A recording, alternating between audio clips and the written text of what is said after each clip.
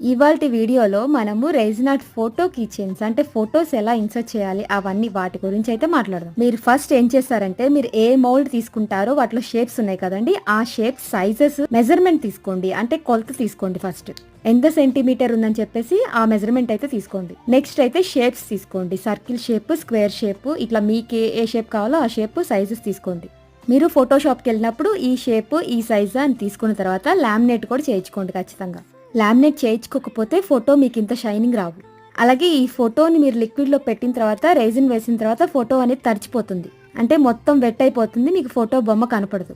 So అందుకని ఖచ్చితంగా laminate చేయించుకోండి. వీటన్నిటికీ జిరాక్స్ మిషన్లు, పేపర్లు, లామినేషన్ చేసే మిషన్లు అవన్నీ కావాలి. సో అంత ప్రాసెస్ ఎందుకు అని చెప్పేసి మీరు ఈ సైజెస్ అన్ని గుర్తుపెట్టుకొని ఫోటోషాప్కి వెళ్ళారనుకోండి, ఈ సైజెస్ అన్ని తీసుకున్న తర్వాత లామినేట్ చేసుకోండి.